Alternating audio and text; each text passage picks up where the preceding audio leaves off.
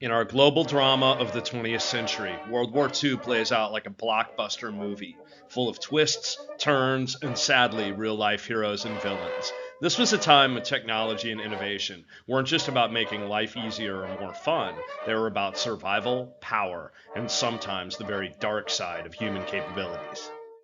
Imagine the world as a giant game board. Early in the game, Germany and Japan found a fast forward button with tactics like Blitzkrieg and surprise attacks, swiftly capturing lands and stunning their enemies. It was like they had cheat codes in the early rounds, conquering places like Poland, Russia, and France faster than anyone thought possible. But the Allies, teams made up of countries like the USA, Britain, and the USSR, weren't going to give up that easily. They had some tech upgrades of their own. Radar let them see enemy moves from afar, while code breaking, especially the cracking of the German Enigma machine at Bletchley Park, was like having the enemy's playbook. These weren't just gadgets, they were game changers, giving the Allies a fighting chance to come back. Alan Turing may have saved the world. Leadership was key too. Think of Winston Churchill not just as a prime minister, but as a master strategist, rallying his team with epic pep talks.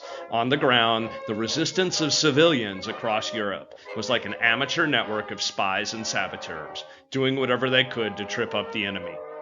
The Soviet Union threw everything they had into the conflict on the Eastern Front. This wasn't just about battles, it was about showing how much a nation could endure and still fight back. After terrible setbacks at the start of the war, some self-inflicted, they represented 2/3 of the total gains against Hitler on the ground when they turned the tide. Then came the ultimate tech update, the atomic bomb developed in secret by the Manhattan Project. Oppenheimer was just one of many minds. Dropping 2 of these on Japan ended the game abruptly, but it also started a new dangerous era where the whole world now played with the risk of global thermonuclear war. This era also saw the horrors of genocide, as technology was used in the most horrific ways to target and kill millions of innocent people. The war showed us how the tools we create can be used for unimaginable evil. And with the war's end, a new term entered our vocabulary: nuclear proliferation.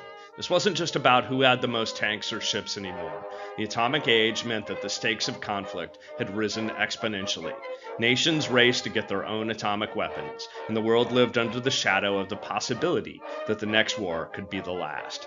So when we look back at World War II in the 20th century, it's clear that technology and innovation didn't just change how wars were fought, they changed the very fabric of our world.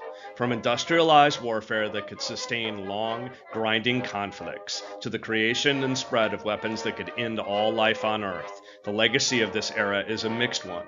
It's a story of human ingenuity and bravery, but also a cautionary tale about the power we wield and the choices we face. Do you think we're safe now? Tell us in the comments, like the video, and subscribe for more.